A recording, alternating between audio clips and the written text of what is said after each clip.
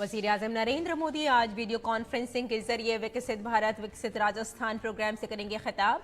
Programme के दौरान 17,000 करोड़ रुपए से जायद के मुताबिक तरक्याती मंसूबों का करेंगे इफ्तिताह और रखेंगे संग बुनियाद।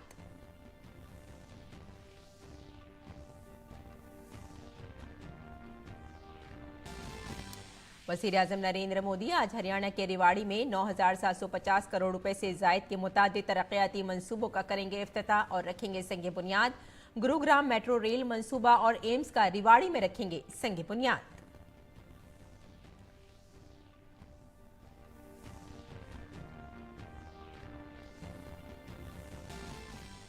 हुकूमत ने चंडीगढ़ में एहतिजाज करने वाले किसानों के साथ की मीटिंग। मरकजी वजीर अर्जुन मुंडा ने कहा, अच्छे माहौल में हुई मुस्बत बातचीत।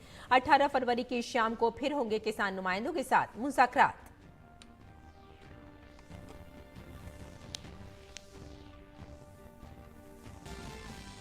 दिल्ली के अलीपुर में एक केमिकल फैक्ट्री में लगी खौफनाक आग, 11 अफराद की हुई मौत। राहत और बचाव का काम जारी, महलूकीन की तादाद में हो सकता है इजाफा। पुलिस वाक़े की जांच में है मसरूफ।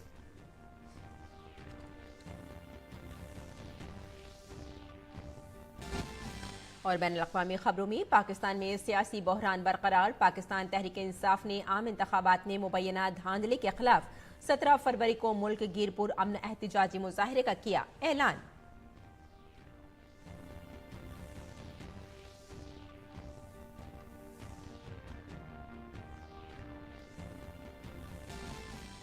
और खेल की खबरों में राजकोट में इंग्लैंड के खिलाफ तीसरे क्रिकेट टेस्ट मैच के पहले दिन भारतीय कप्तान रोहित शर्मा और रविंद्र जडेजा की सेंचुरी की बदौलत भारत 5 विकेट पर 326 रन के साथ मजबूत पोजीशन में।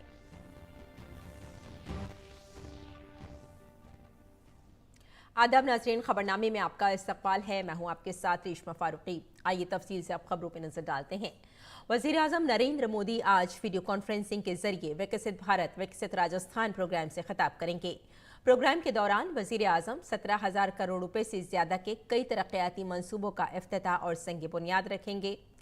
इन मंसूबों का ताल्लुक सड़कों, रेलवे, शमसी तवानाई, बिजली की तरसील, पीने का पानी, पेट्रोलियम और कुदरती गैस समेत कई अहम शोबों से है। वज़ीर-ए-आज़म राजस्थान में 5,000 करोड़ रुपए से ज्यादा के मुख्तलिफ नेशनल हाईवे प्रोजेक्टों का भी इफ्तिताह करेंगे। पीएम मोदी 8 लेन वाले दिल्ली मुंबई ग्रीनफील्ड एक्सप्रेसवे के 3 हिस्सों का इफ्तिताह करेंगे। इसके साथ ही वज़ीर-ए-आज़म खित्ते में रेलवे के बुनियादी ढांचे को मजबूत करते हुए तकरीबन 2,300 करोड़ रुपए के 8 अहम रेलवे प्रोजेक्टों को कौम के नाम वक्फ करेंगे और उनका संग बुनियाद रखेंगे। और उनका साथ ही वज़ीर-ए-आज़म जोधपुर में इंडियन ऑयल के एलपीजी बॉटलिंग प्लांट को कौम के नाम वक्फ करेंगे। मुख्तलिफ सरकारी स्कीमों के लाखों इस्तिफादा कुनंदगान भी रियासत गिर प्रोग्राम में हिस्सा लेंगे। वज़ीर-ए-आज़म नरेंद्र मोदी आज हरियाणा के रेवाड़ी का दौरा करेंगे। इस दौरान वज़ीर-ए-आज़म शहरी ट्रांसपोर्ट, सेहत, रेल और सियाहत के शोबे से मुताल्लिक़ 9,750 करोड़ रुपए से ज्यादा के कई तरक्याती मंसूबों का इफ्तिताह और संग बुनियाद रखेंगे। ये मंसूबे शहरी ट्रांसपोर्ट, सेहत, रेल और सियाहत के शोबे से मुताल्लिक़ हैं। वज़ीर-ए-आज़म गुरुग्राम मेट्रो रेल प्रोजेक्ट का संग बुनियाद रखेंगे। इस प्रोजेक्ट पर 5,450 करोड़ रुपए की लागत आएगी। प्रोजेक्ट की कुल लंबाई 28.5 किलोमीटर है और मिलेनियम सिटी सेंटर को उद्योग विहार फेज 5 से जोड़ेगा। वज़ीर-ए-आज़म रेवाड़ी में all India institute of medical sciences AIIMS का संग बुनियाद रखेंगे। ये कॉम्प्लेक्स 203 एकड़ अराजी पर 1,650 करोड़ रुपए की लागत से तामीर किया जाएगा। इसमें अस्पताल, मेडिकल कॉलेज, नर्सिंग कॉलेज और आयुष विंग होंगे।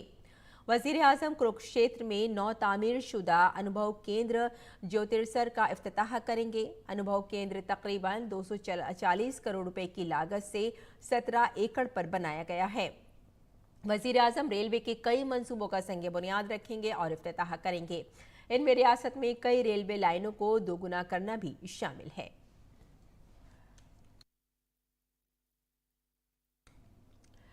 आगे बढ़ते हैं। दिल्ली के अलीपुर में एक हौलनाक हादसा पेश आया है। केमिकल गोदाम में आग लगने से 11 अफराद हलाक हो गए हैं। हादसे के वक्त गोदाम में कुछ लोग काम कर रहे थे जो अंदर फंस गए। इनमें से कई अफराद की तलाश जारी है। ये हादसा जुमेरात की शाम तकरीबन 6 बजे पेश आया। कुछ ही देर में आग ने खौफनाक शक्ल अख्तियार कर ली और आसपास की कई दुकानें और घरों को अपनी जद में ले लिया। आग लगने से इलाके में अफरा तफरी भी फैल गई। फिलहाल आग पर काबू पा लिया गया है। पुलिस वाकये की तहकीकात में मसरूफ है।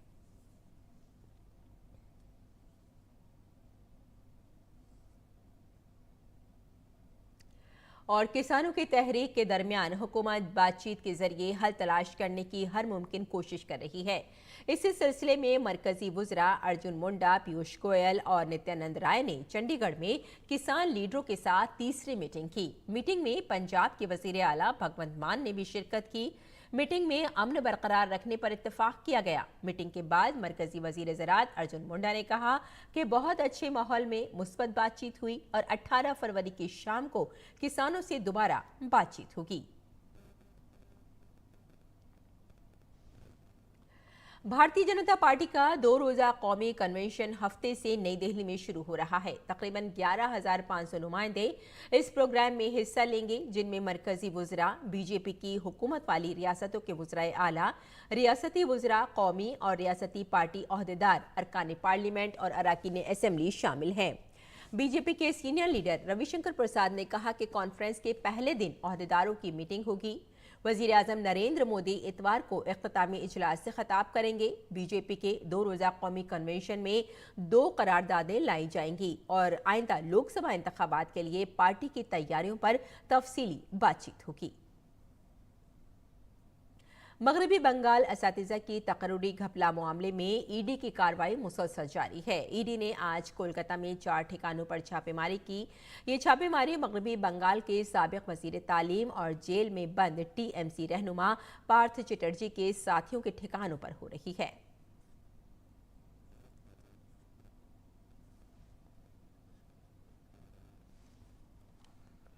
Chief election commissioner Rajiv Kumar की क़यादत में इलेक्शन कमीशन की टीम लोकसभा इंतखाबात की तैयारियों का जायजा लेने के लिए ओडिशा के दौरे पर है। इलेक्शन कमीशन ओडिशा के दौरे के साथ लोकसभा इंतखाबात के लिए रियासतों की तैयारियों का जायजा दोबारा शुरू कर रहा है। लोकसभा इंतखाबात के साथ साथ आंध्र प्रदेश, उड़ीसा, सिक्किम और अरुणाचल प्रदेश में असेंबली इंतखाबात भी होने हैं। इलेक्शन कमीशन इन रियासतों में तैयारियों का जायजा ले रहा है, जहां लोकसभा और असेंबली इंतखाबात एक साथ होने वाले हैं। और 18वीं लोकसभा के इंतखाबात की तारीखों के ऐलान से मुताल्लिक जाली मालूमात सोशल मीडिया और दीगर तशहीरी ज़राए पर वायरल हो रही हैं। मुल्क के इलेक्शन कमीशन ने इन खबरों की तरदीद की है। इलेक्शन कमीशन ने कहा है कि वायरल होने वाली मालूमात हकीकी से आरी, गुमराह कुन और गलत हैं। इलेक्शन कमीशन ने अभी तक 18वीं लोकसभा के इंतखाबात की तारीखों का ऐलान नहीं किया है। टीएमसी कायदीन दीपक अधिकारी और मुकुल राय की मुश्किलात बढ़ती जा रही हैं। इन्फोर्समेंट डायरेक्टोरेट ने बंगाली अदाकार और टीएमसी के एमपी दीपक अधिकारी को मनी लॉन्ड्रिंग केस में तलब किया है। ईडी ने उन्हें 21 फरवरी को नई दिल्ली में अपने दफ्तर में पूछताछ के लिए बुलाया है। मवेशियों की स्मगलिंग से मुताल्लिक मनी लॉन्ड्रिंग मामले में मुबैना तौर पर मुलविस होने के सिलसिले में उनसे पूछताछ की जाएगी। दूसरी तरफ ईडी ने चिटफंड केस में फंड्स के गलत इस्तेमाल की तहकीकात के सिलसिले में टीएमसी के सीनियर लीडर मुकुल राय को 19 फरवरी को नई दिल्ली में पूछताछ के लिए बुलाया है। नई दिल्ली में जहनी सेहत पर 2 रोजा कौमी वर्कशॉप का इनेकाद किया गया। इस वर्कशॉप का इफ्तिताह नीति आयोग के रुकन डॉक्टर वीके पॉल ने किया। इस मौके पर डॉक्टर वीके पॉल ने कहा कि मुल्क की 10% आबादी किसी न किसी शक्ल में जहनी सेहत के मसले से दोचार है। इस 2 रोजा वर्कशॉप में दिमागी सेहत के मसले पर गहराई से बहस की जाएगी। वर्कशॉप में रियासतों के साथ तालमेल के इस मसले से छुटकारा पाने के लिए टेक्नोलॉजी का इस्तेमाल कैसे किया जाए, इस पर भी बातचीत की जाएगी। We should have a mental health care system and services that the nation requires. We would like to see it being strengthened in every possible way, at the primary level, at the secondary level, and in general supporting the mental well-being of our citizens making sure that there is a positive mental health state in villages, in cities, and in the country. We're looking forward to using ideas that come from Ayurveda, yoga, and meditation, and other forms of traditional medicine, and above all, making sure that the letter and spirit of the Mental Health Act 2017 is implemented. और तलबा में इम्तिहानी तनाव के मसले पर doctor VK. Paul ने कहा कि तलबा को बगैर किसी फिक्र के इम्तिहान देना चाहिए। उन्होंने कहा कि अगर आपको किसी किस्म का जहनी मसला है तो अपने घर वालों या दोस्तों से इस बारे में बात करें। उन्होंने कहा कि अगर तलबा को किसी किस्म की जहनी परेशानी का सामना है तो वो टेलीमांस हेल्पलाइन पर कॉल करके मशवरा ले सकते हैं। पिछले 5 सालों में 25,000 आयुष्मान भारत स्कीम से फायदा उठाने वालों का एम्स नई दिल्ली में मुफ्त इलाज हुआ है, जिसमें किडनी ट्रांसप्लांट, कूल्हे की तब्दीली, हत्ता के कैंसर का इलाज भी शामिल है। इसकी वजह से मरीजों को 100 करोड़ रुपए से ज्यादा का फायदा हुआ है। आने वाले दिनों में आयुष्मान भारत के 10,000 इस्तेफादा कुनंदगान का एम्स में हर माह इलाज किया जाएगा।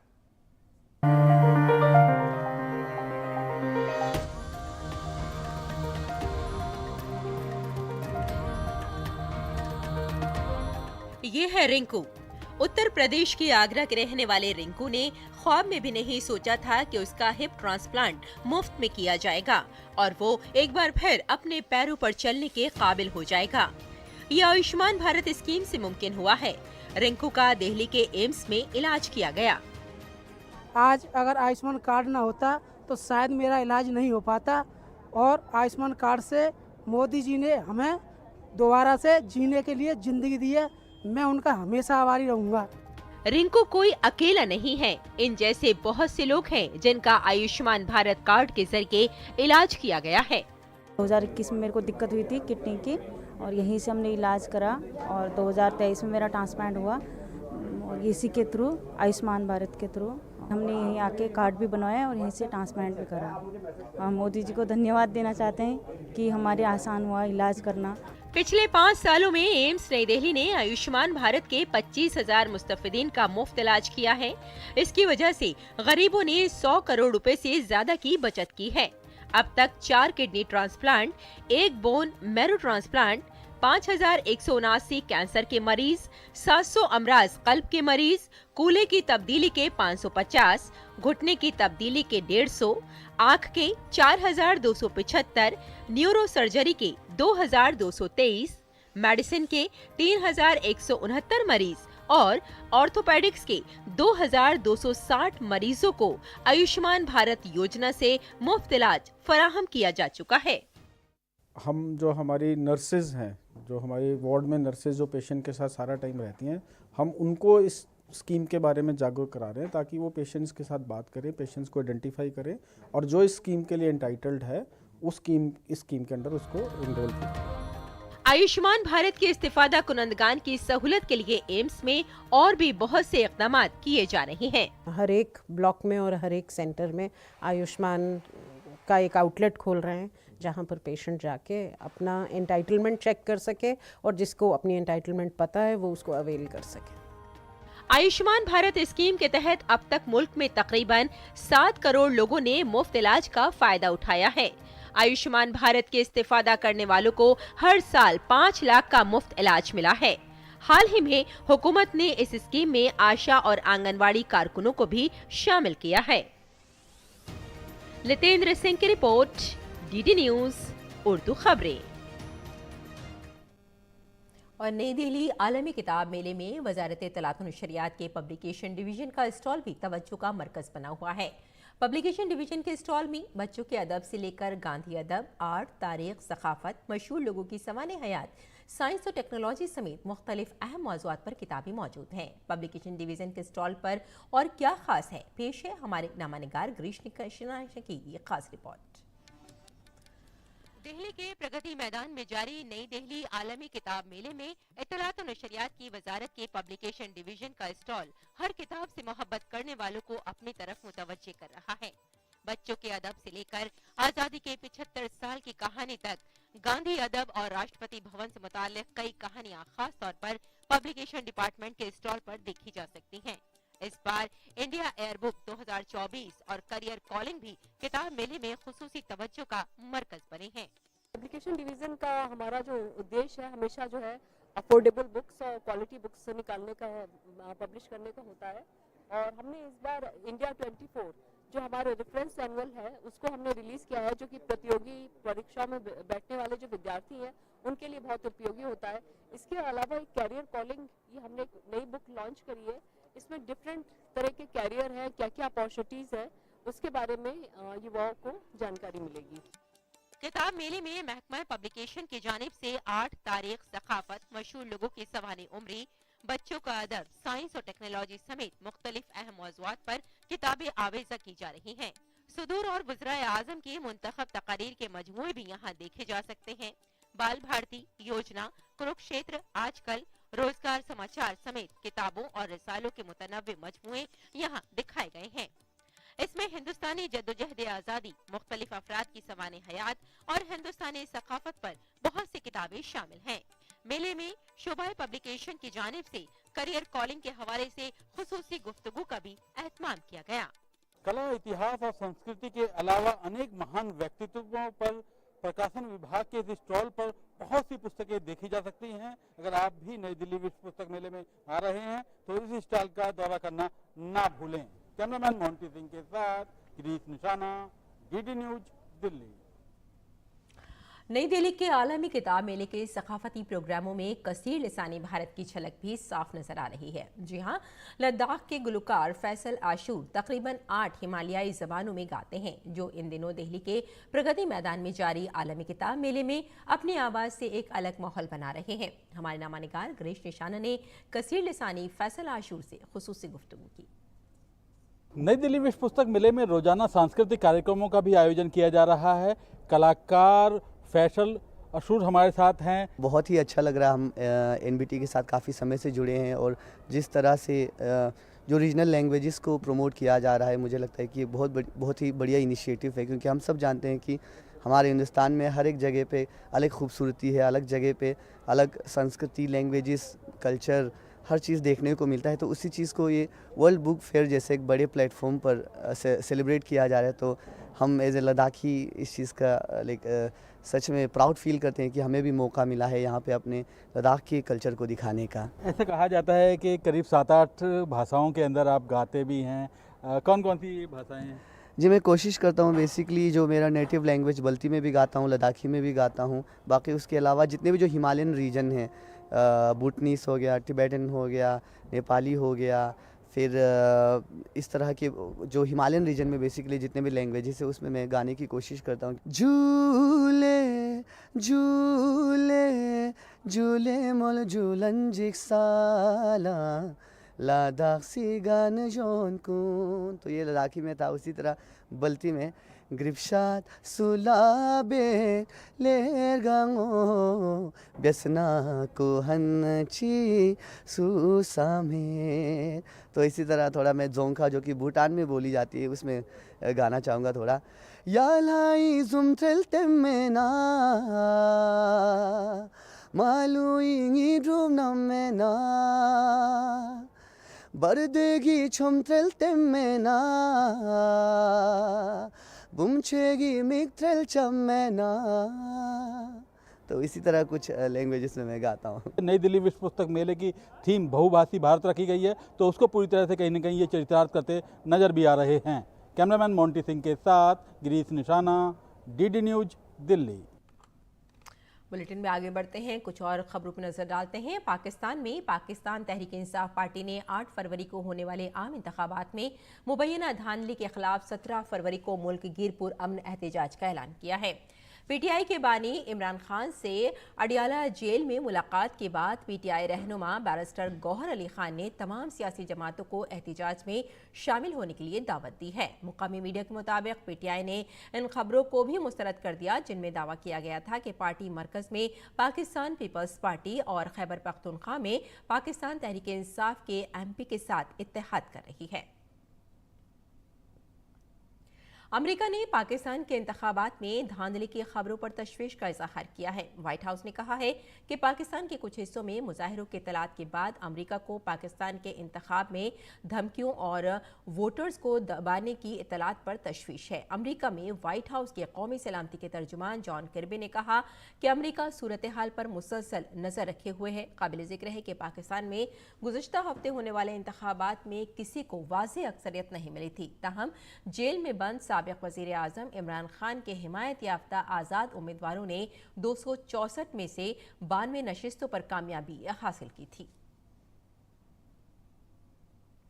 अमेरिका में व्हाइट हाउस के कौमी सलामती के तर्जुमान जॉन किर्बी ने कहा कि कौंसिल जिन्स या किसी दीगर वजूहात की बिना पर तशद्दुद के लिए कोई बहाना नहीं हो सकता। वो अमेरिका में भारतीय तलबा पर हालिया हमलों से मुताल्लिक़ सवालात के जवाब दे रहे थे। किर्बी ने कहा कि इस किस्म का तशद्दुद मुल्क में नाकाबिल कबूल है और बाइडन इंतज़ामिया इस बात को यकीनी बनाने के लिए सख्त मेहनत कर रही है कि ऐसे वाक़यात का इआदा न हो। गुज़श्ता 7 फरवरी को वाशिंगटन में एक जानलेवा हमले में जख्मियों से चूर होने के कुछ दिनों के बाद एक 41 साला भारत निजात शख्स की मौत हो गई थी। इससे कबल 4 फरवरी को शिकागो में एक भारतीय तालिबे इल्म को वहशियाना हमले का सामना करना पड़ा था। हमले के बाद शिकागो में भारतीय कौंसिल खाने ने कहा कि वो मुतासिरा शख्स के साथ साथ भारत में इसकी अहलिया से राब्ते में है। नेपाल पुलिस ने इंसानी स्मगलिंग के एक रैकेट का पर्दाफाश करते हुए 11 भारतीय शहरियों को बचाया है, जिनमें ज्यादातर तालिबे इल्म थे। पुलिस की इस कार्रवाई में माफिया के 8 अरकान को उनके नेपाली साथियों समेत गिरफ्तार किया गया। बताया जा रहा है कि इस गैंग ने 11 भारतीय शहरियों को अमेरिका भेजने का झूठा ख्वाब दिखाकर 2 हफ्ते से जायद अरसे तक यरगमाल बनाए रखा था। बचाए गए शहरी और माफिया के अरकान ज्यादातर का ताल्लुक भारतीय रियासतों पंजाब और हरियाणा से है। जिला पुलिस के सरबराह senior superintendent of police Bhupendra Bahadur Khatri ने एक प्रेस कॉन्फ्रेंस में बताया कि भारतीय शहरियों को, जिनमें ज्यादातर तालिबे इल्म हैं, उन्हें अमेरिका भेजने का झूठा वादा किया गया था। उन्होंने काठमांडू पहुंचने पर 4.5 मिलियन रुपए फी शख्स और इजाफी 3000 अमेरिकी डॉलर बतौर वीजा फीस वसूल की। फिलहाल तमाम गिरफ्तार मुल्जिमान के खिलाफ नेपाली कानून के मुताबिक अगवा, यरगमाल बनाने और इंसानी स्मगलिंग से मुताल्लिक दफात के तहत मुकदमात दर्ज किए जाएंगे। और नाज़रीन, आइए अब नजर डाल लेते हैं दिल्ली से शाये कुछ उर्दू अखबारात पर।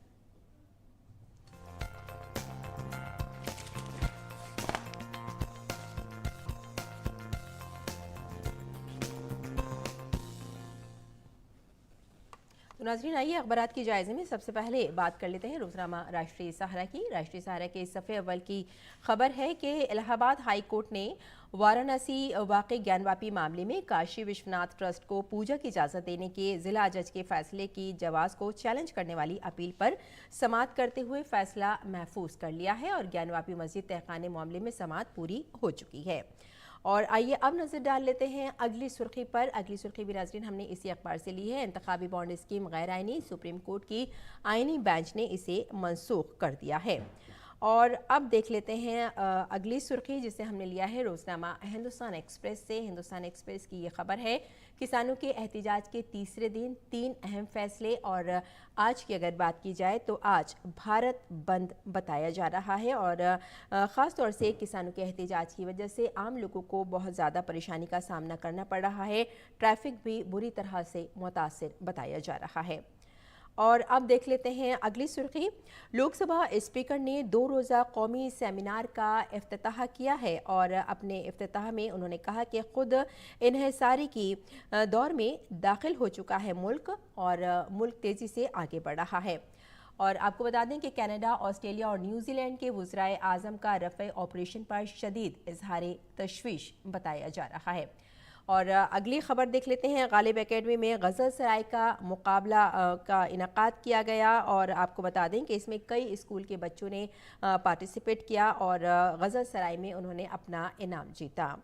और अब देख लेते हैं अगली सुर्खी। अगली सुर्खी नाज़रीन हमने इसी अखबार से ली है। अभी हमने आपको बताया था कनाडा, ऑस्ट्रेलिया और न्यूजीलैंड के वज़राए आज़म का रफ़ा ऑपरेशन पर शदीद जो इजहार है उस तशवीश का इजहार किया गया है। और मस्जिद नबवी में एक हफ्ते में 55,67,000 ज़ायरीन की आमद बताई जा रही है, जो काफ़ी खुश आइंद है। तो नाज़रीन, ये था अखबारात का मुख्तसर जायज़ा और आइए अब लौटते हैं बुलेटिन की जानिब। कुछ और खबरों पर नजर डाल लेते हैं। भारत और इंग्लैंड के दरमियान तीसरे टेस्ट मैच में भारत ने पहले दिन का खेल खत्म होने तक 5 विकेट के नुकसान पर 326 रन बना लिए हैं। कप्तान रोहित शर्मा 131 रन बनाने के बाद आउट हुए और रविंद्र जडेजा 110 रन बनाने के बाद क्रीज पर मौजूद हैं। भारतीय कप्तान रोहित शर्मा ने टॉस जीतकर पहले बैटिंग का फैसला किया। भारत की शुरुआत अच्छी नहीं रही। यशस्वी जायसवाल 10 रन बनाने के बाद वुड की गेंद पर आउट हुए। शुभमन गिल भी खाता खोले बगैर ही वुड का शिकार बन गए। 33 रन पर 3 विकेटें गंवाने के बाद कप्तान रोहित शर्मा और रविंद्र जडेजा ने इनिंग को संभाला। दोनों के दरमियान 204 रन की शिराकतदारी हुई, जो इस सीरीज की सबसे बड़ी शिराकतदारी है। रोहित शर्मा अपनी सेंचुरी मुकम्मल करने में कामयाब रहे। वुड ने 131 के स्कोर पर रोहित को आउट करके इस शिराकतदारी को तोड़ा। जडेजा भी अपनी सेंचुरी मुकम्मल करने में कामयाब रहे। अपना पहला टेस्ट खेलने वाले सरफराज खान 62 के स्कोर पर रन आउट हुए। दिन का खेल खत्म होने तक रविंद्र जडेजा 110 और कुलदीप यादव 1 रन बनाकर नॉट आउट है। बैडमिंटन एशिया टीम चैंपियनशिप में आज क्वार्टर फाइनल मुकाबले होंगे, जहां भारतीय खवातीन टीम का मुकाबला हांगकांग से होगा, जबकि मर्दों के जुमरे में भारतीय टीम का मुकाबला जापान से होगा। काबिले जिक्र है कि भारतीय खवातीन टीम ने बुध को ग्रुप मरहले के मैच में चीन को 3-2 से शिकस्त देकर 6 साल बाद बैडमिंटन एशिया टीम चैंपियनशिप के क्वार्टर फाइनल में रसाई हासिल की है। क्वार्टर फाइनल मैच में भारतीय टीम को एक बार फिर पीवी सिंधु से शानदार मुजाहिरे की उम्मीद होगी। भारतीय मर्दों की हॉकी टीम को भुवनेश्वर में खेले जा रहे FIH प्रो लीग में जुमेरात को अपने तीसरे मैच में ऑस्ट्रेलिया के खिलाफ शिकस्त का सामना करना पड़ा। ऑस्ट्रेलिया ने भारत को 6-4 से शिकस्त दी। इससे कबल खेले गए 2 मैचों में भारत ने स्पेन और हॉलैंड को शिकस्त दी थी। अपने आखिरी मैच में भारतीय टीम जुमे को आयरलैंड से टकराएगी। और आइए अब जान लेते हैं मौसम का मिजाज।